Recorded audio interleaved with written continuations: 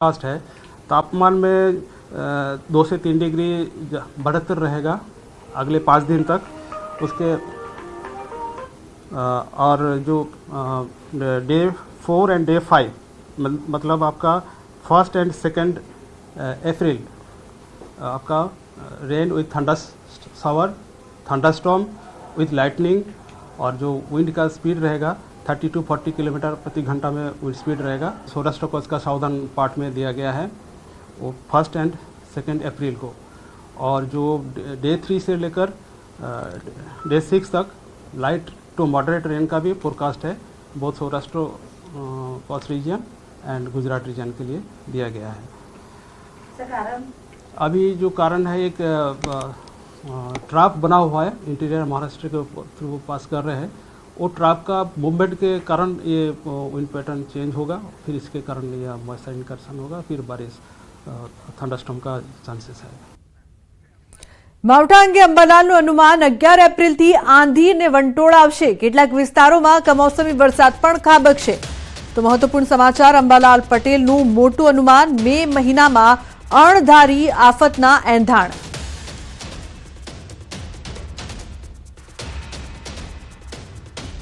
એટલે તારીખ 11મી એપ્રિલ આંધી વંટોળ સાથે કેટલાક ભાગમાં કમોસમી વરસાદ અને કેટલાક ભાગમાં છાંટા પડવાની શક્યતા રહી શકે। જી,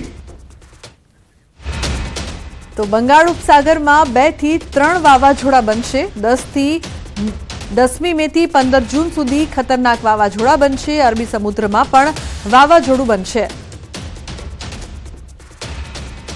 લગભગ બંગાળ ઉપસાગરમાં 2 થી 3 વાવાઝોડા બની શકવાની શક્યતા રહેશે, પરંતુ 10મી મે થી 15 જૂન વચ્ચે ખતરનાક વાવાઝોડા બંગાળ ઉપસાગરમાં બનવાની શક્યતા રહેશે।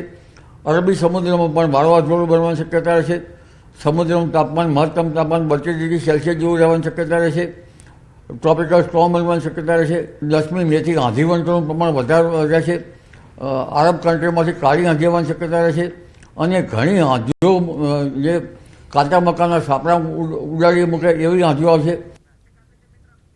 તો આરોગ્ય કર્મચારીઓની હડતાળનો આજે 13મો દિવસ। હડતાળ કરતા કર્મચારીઓની સંખ્યામાં ઘટાડો। સરકારના કડક વલણના કારણે હડતાળ કરતા કર્મચારીઓની સંખ્યા ઘટી છે। કેટલાક કર્મચારીઓ પરત ફરજ પર હાજર થયા છે। તો ગાંધીનગરમાં સત્યાગ્રહ છાવણી મેદાનમાં કેટલાક હડતાળ કરતા કર્મચારીઓ એકઠા થયેલા જોવા મળ્યા। પરીક્ષા રદ કરો અને ઠરાવ રદ કરોના નારા પણ લગાવ્યા। તો હડતાળ કરતા આરોગ્ય કર્મચારીઓની પોલીસે અટકાયત કરી છે।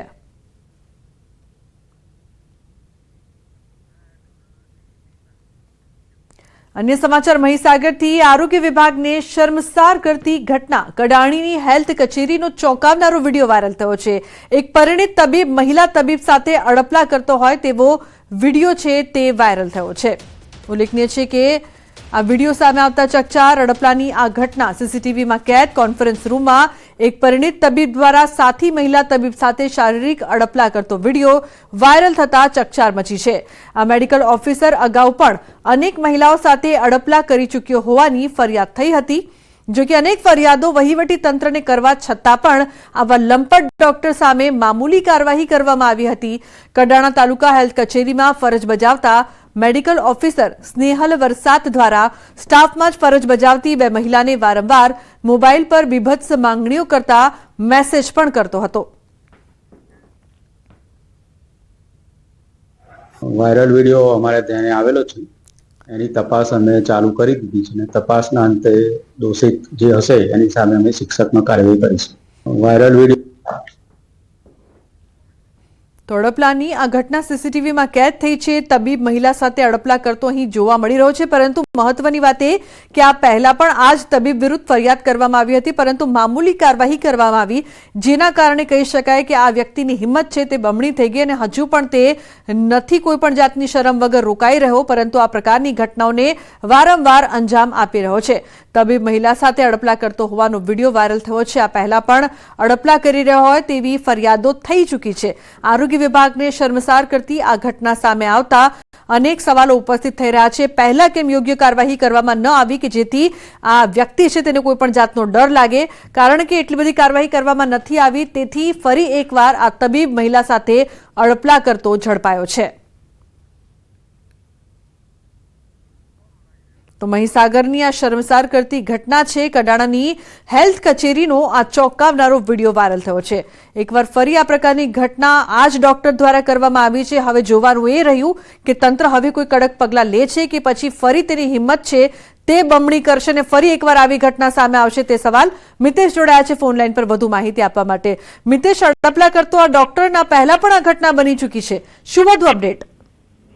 જી બિલકુલથી લુબના, જો ચોક્કસથી વાત કરવામાં આવે તો આ લંપટ ડોક્ટર એક બાદ એક મહિલાઓને છે તે શારીરિક છેડછાડ અને શારીરિક અને માનસિક ત્રાસ આપી રહ્યો છે. અગાઉ દાહોદની અંદર 108માં જ્યારે ફરજ બજાવતો હતો ત્યારે જ તેની સાથી કર્મી તેને અંગત જે પાર્ટ કહી શકાય શરીરના તેના પર અડપલા કર્યા હતા અને બીભત્સ માંગણી કરી હતી. ત્યાંથી તેને નોકરીમાંથી પણ બરતરફ કરવામાં આવ્યો હતો, પરંતુ મહીસાગર જિલ્લામાં તેને ફરી નોકરી લીધી છે અને કડાણા બ્લોક હેલ્થ ઓફિસની અંદર મેડિકલ ઓફિસર તરીકે ફરજ બજાવે છે. ત્યારે સ્થાનિક સ્ટાફની જે સાથી કર્મી છે, બે મહિલાઓ છે, તેમને બીભત્સ મેસેજ કરી અને ખોટી માંગણીઓ કરી રહ્યો છે. જોકે મહિલાઓ દ્વારા પણ જિલ્લા કલેક્ટર, જિલ્લા વિકાસ અધિકારી અને જિલ્લા આરોગ્ય અધિકારીને લેખિતમાં રજૂઆત કરી છે. લેખિત રજૂઆત કર્યાના 3 મહિના બાદ અત્યારે આરોગ્ય વિભાગ દ્વારા તેને માત્ર મામૂલી બદલી કરી દેવામાં આવી છે. મામૂલી બદલી કરી અને અન્ય આરોગ્ય કેન્દ્ર ખાતે તેને ખસેડી દેવામાં આવ્યો છે. પરંતુ સવાલ એ ઉભો થાય છે કે આવા લંપટ અને જે ડોક્ટર છે તેને કેવી રીતે આરોગ્ય વિભાગ સાચવી રહ્યું છે. બિલકુલ, આભાર સમગ્ર માહિતી બદલ. તો વિભાગ સાચવી રહ્યું છે તેવું લોકોનું કહેવું.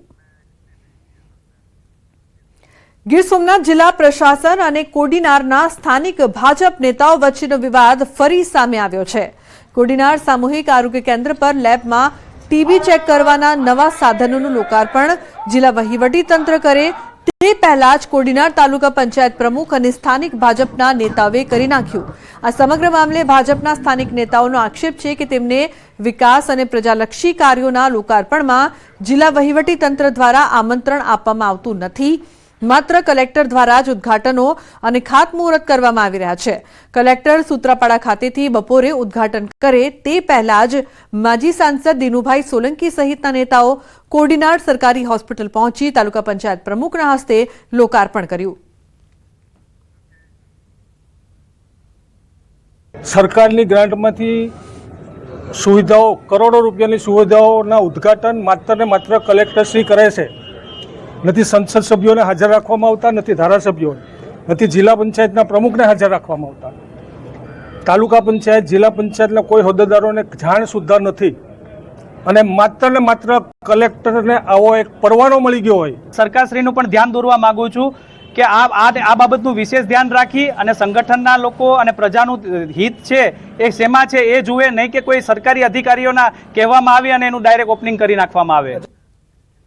તો પાટણના સિદ્ધપુરમાં મુલતાની ગેંગનું જાહેરમાં સરઘસ કાઢ્યું. ભેંસોની ચોરીના ગુનાના આરોપીનું ઘટના સ્થળે રિકન્સ્ટ્રક્શન કરવામાં આવ્યું.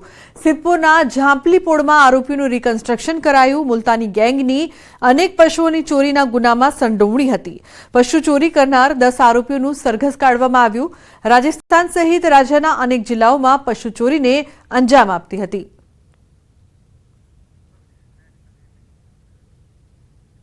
અને મહત્વપૂર્ણ સમાચાર વડોદરાથી. જાહેરમાં મારામારીનો વિડીયો વાયરલ થયો છે. ફતેગંજ વિસ્તારમાં મારામારીની ઘટના. યુવકોના 2 ગ્રુપ વચ્ચે જાહેરમાં મારામારી. કયા કારણોસર મારામારી થઈ તેનું કારણ હજી સુધી સ્પષ્ટ નથી થયું. સીસીટીવી ફૂટેજના આધારે પોલીસે માથાભારે શખ્સોની શોધખોળ શરૂ કરી છે. તો દ્રશ્યોમાં જોઈ શકાય છે